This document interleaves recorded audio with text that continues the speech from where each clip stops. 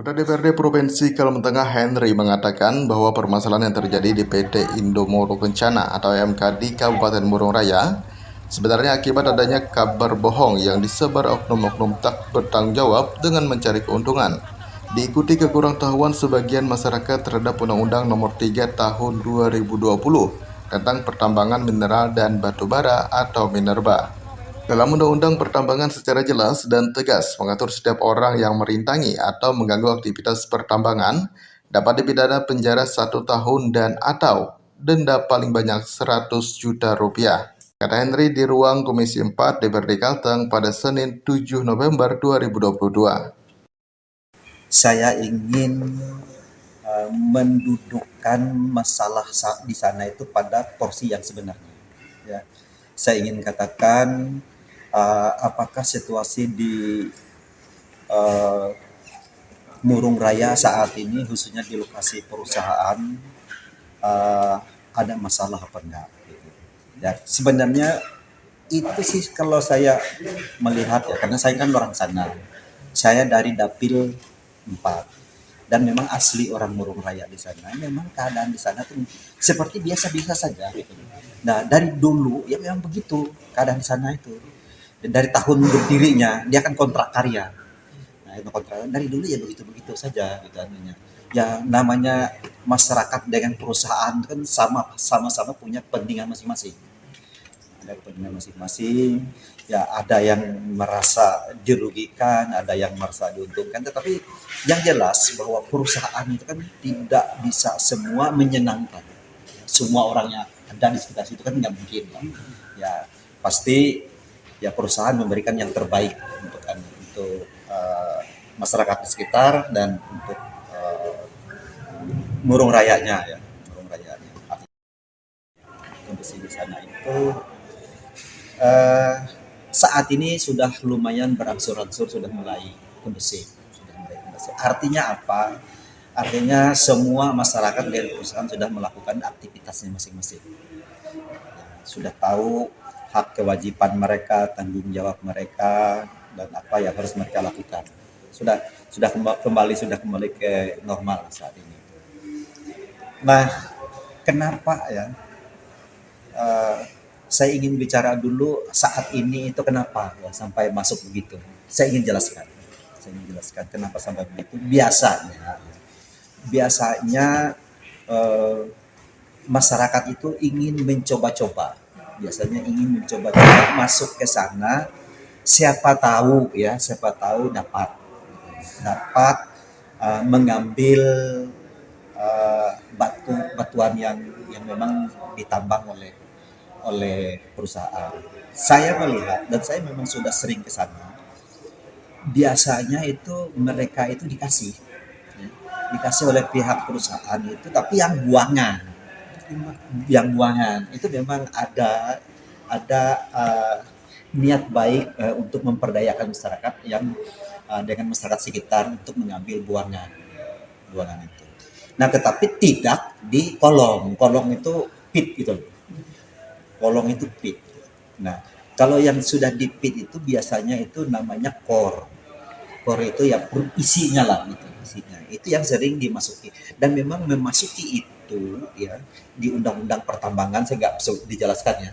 Itu sangat membahayakan. Jangankan kita masuk ke daerah pitnya itu di jalan-jalan saja yang mereka untuk kegiatan hari-hari angkutan itu pun sebenarnya nggak dilarang oleh undang-undang di kegiatan tambang itu yang sering mereka masuki di sana.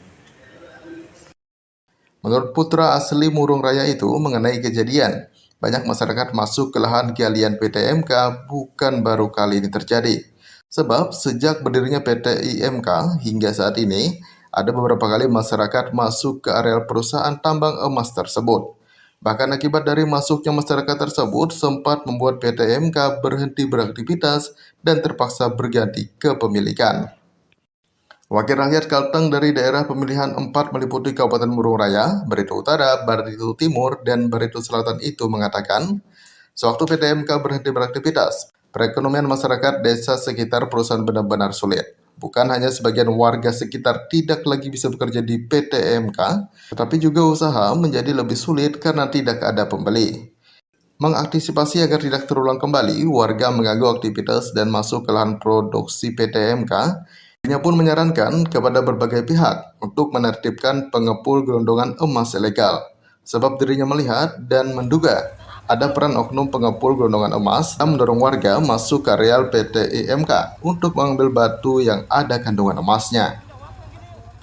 Itulah gambaran di sana ya, yang pertama. Yang kedua, itu ada hoax ya yang dikirim oleh orang-orang di sana, di sekitar sana itu, yang menyatakan seolah-olah perusahaan itu memberikan kesempatan ya kepada masyarakat yang ada untuk mengambil jatahnya di situ. Sebenarnya itu nggak ada, ya. Nggak ada itu. Jadi itu yang membuat orang itu ramai-ramai datang ke sana. Ya, ramai-ramai datang ke sana seolah-olah mau minta jatahnya itu. Sebenarnya nggak ada itu, nggak ada. Jadi itu hoax maka. Nah, saya ingin jelaskan kepada teman-teman media terkait dengan keberadaan perusahaan. Karena di perusahaan itu salah satu dari perusahaan-perusahaan yang lain yang ada di Murung Raya. Ya, dia adalah kontrak karya. Kontrak karya.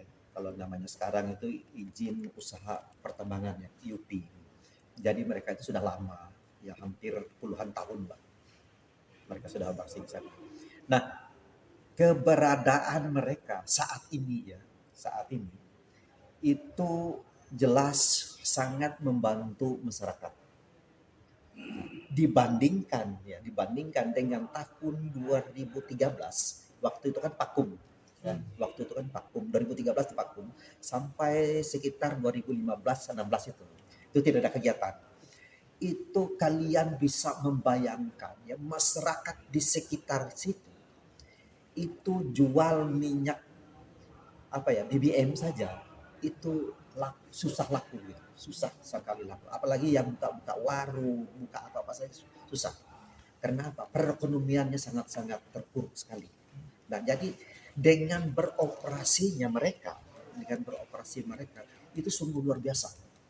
Ya, sungguh luar biasa untuk pertama membantu karyawannya, membantu perekonomian masyarakat sekitarnya. Kemudian pemerintah juga mendapatkan ya, PBB, kemudian pajak-pajak dan lain sebagainya, itu juga sumber pendapatan untuk pemerintah. Nah, saya juga ingin katakan ya, bahwa Indomoro ini sudah banyak sebenarnya, IMK ini sudah banyak melakukan. Salah satu yang saya ingat baru-baru ini, mereka menyekolahkan beasiswa sampai ke Jakarta sana. Artinya bagi ya, siswa yang memang berprestasi di Jakarta. Nah, di sini juga ada di Unpar, di Unkrit juga mereka memberikan beasiswa. Saya pikir ya, mereka sangat cerdas dalam memberikan bantuan itu kepada masyarakat. Nah, saya pikir juga kalau mereka memberi bantuan berupa segala beras, itu nggak tepat menurut saya. Tapi berikanlah bekal ya untuk mereka, sehingga mereka nanti bisa untuk generasi mudanya bisa berbuat lebih baik bagi masa depan mereka dan keluarga serta daerah. Dia mengatakan keberadaan pengepul gelondongan emas ilegal tersebut tidak hanya merugikan perusahaan, tapi juga lingkungan dan negara, di mana batu memiliki kandungan emas yang diambil dari lahan PT IMK tersebut harus diolah terlebih dahulu menggunakan merkuri. Sementara penggunaan merkuri yang tidak tepat dapat merusak lingkungan. Berbeda dengan PT IMK yang telah memiliki teknologi canggih dan khusus dalam mengolah emas agar tidak merusak lingkungan. Itu nggak boleh, itu di tailing dam namanya. Tailing dam itu memang itu proses yang harus itu kan beracun ya, itu karena beracun, masyarakat tidak boleh ya seenaknya ke situ. Nah, bukan masalah, kalau ada masalah kan nanti yang disalahkan perusahaan.